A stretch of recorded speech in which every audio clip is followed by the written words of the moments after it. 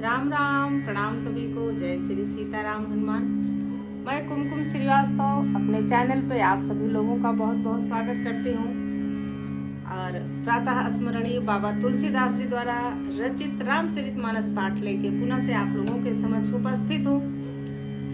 पिछले प्रसंग में आप लोगों ने श्रवण किया कि प्रभु श्री राम शिव जी के पास आते हैं और उनसे विनती करते हैं कि आप अगर हमसे प्रेम करते हैं तो हमको एक मांगन दीजिए, हमारी मांग स्वीकार कीजिए, पार्वती से आप विवाह कर लीजिए, उनका वरण कर लीजिए। और पार्वती ने भी आपको पाने के लिए बहुत तपस्या किया है। ये बोलकर प्रभु श्री राम अंतर ध्यान हो जाते हैं। अब आगे का प्रसंग, आइए आगे की कथा सुनते हैं। अगर भगवान की ये कथा आप लोगों को पसंद आती है तो चैनल को सब्सक्राइब जरूर करिए, लाइक करिए, कमेंट करिए, अपने कुछ सुझाव दीजिए।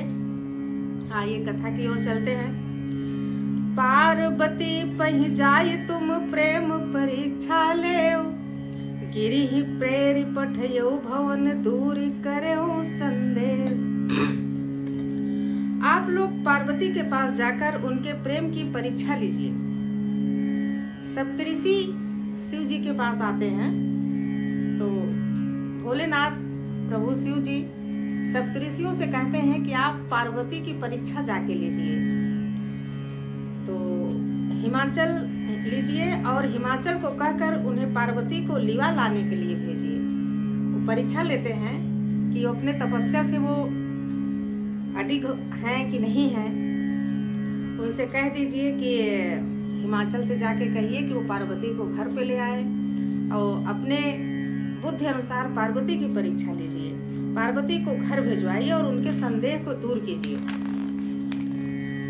ऋषि गौरी देखी तह कैसी, मूर्ति मंत तपस्या जैसी।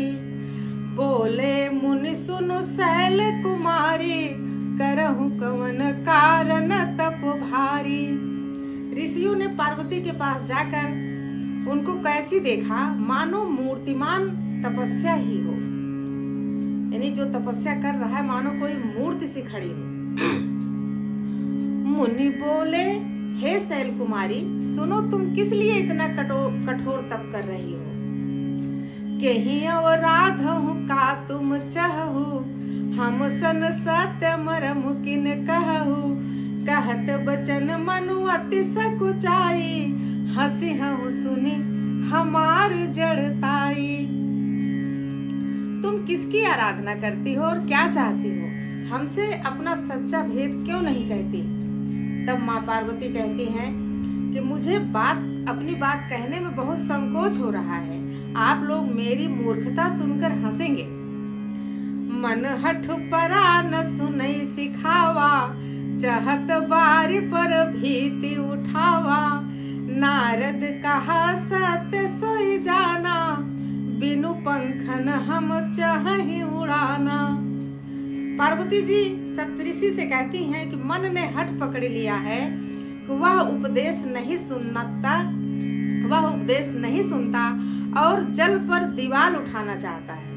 हमारा मन कोई उपदेश सुनने के लिए तैयार नहीं है, पानी के ऊपर दीवार उठाना चाह रहा है। नारद जी ने जो कह दिया उसे सत्य जानकर मैं बिना पंख के ही उड़ना चाहती हूँ। नारद जी ने कहा है कि तपस्या करो, शंकर जी तुम्हें मिलेंगे, और उनकी बात को मैं पूर्णतः सत्य जानकर बिना पंख के ही उड़ना चाहती हूँ।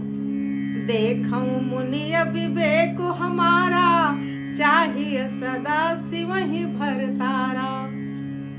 कहती है, हे मुनियों, आप मेरा ज्ञान तो देखिए, मैं सदा शिव जी को ही पति रूप में चाहती हूँ। सुनत बचन बिहसे ऋषय गिरि संभव तब दे, नारद कर उपदेश सुनी कहु बसऊ के सुगे।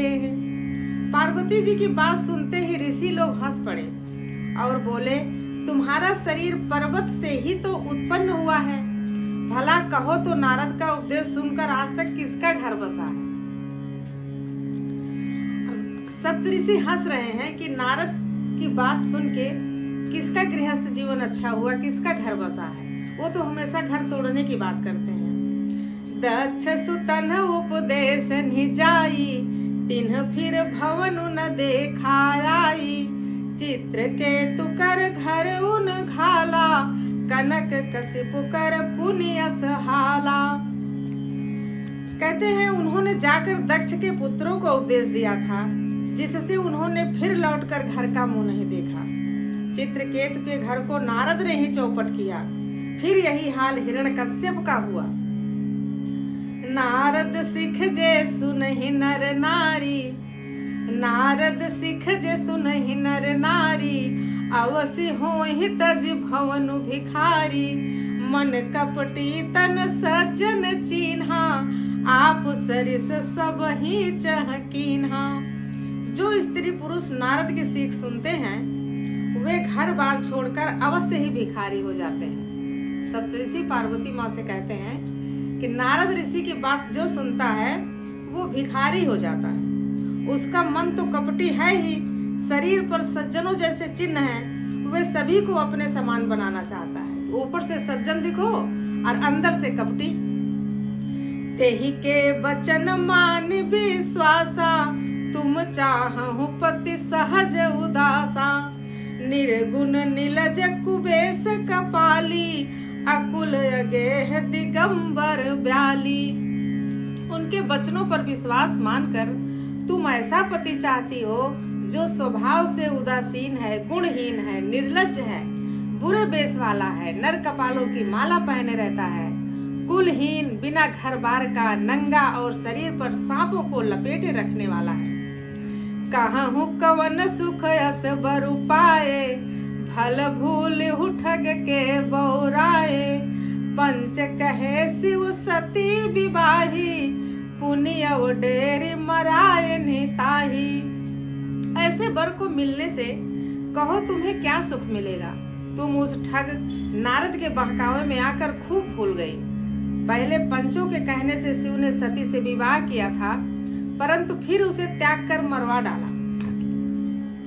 शिव की निंदा कर रहे हैं सप्तऋषि पार्वती की परीक्षा लेने के लिए। अब सुख सोवत सोच नहीं, भीख मांगी भव खाई, सहज एकाकिन के भवन कबहु की नारी खटाई। अब शिव को कोई चिंता नहीं रही, भीख मांग कर खा लेते हैं, सुख से सोते हैं। ऐसे स्वभाव से ही अकेले रहने वाले के घर भी भला क्या कभी स्त्रियां टिक सकती है। अजहू मानहु कहा हमारा, हम तुम कहूँ बरु नीक विचारा, अति सुंदर सुचि सुखद सुलीला, अति सुंदर सुचि सुखद सुशीला, गाँव ही वेद जासु जस लीला। सप्तऋषि पार्वती माँ से कहते हैं कि अब भी हमारा कहा मानो, हमने तुम्हारे लिए एक अच्छा वर विचारा है। वह बहुत ही सुंदर है, पवित्र है, सुखदायक है और सुशील है, जिसका यश और लीला वेद गाते हैं। दूषण रहित सकल गुण राशि, श्रीपतिपुर बैकुंठ निवासी, असबर तुम्हि मिलाऊ बयानी, सुनत बिहसी कह बचन भवानी।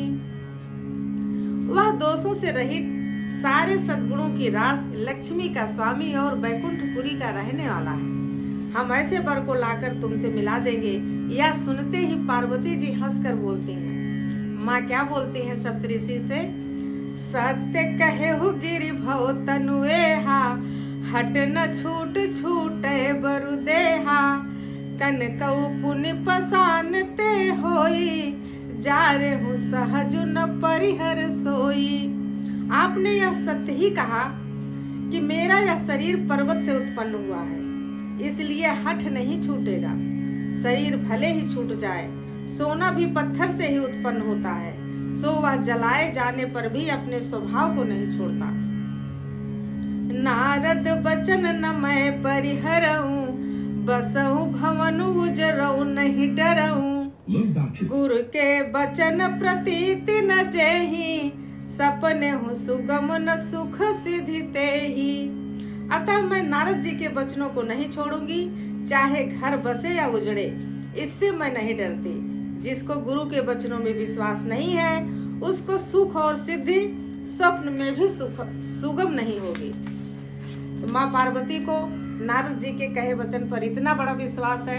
वो कहती हैं कि अपने गुरु के वचनों पे जिसको विश्वास नहीं है उसको सपने में भी सुख नहीं है। तो आज की इस कथा को, इस प्रसंग का यही विराम देती हूँ। अगला प्रसंग लेके फिर से उपस्थित होंगे। तब तक के लिए राम राम।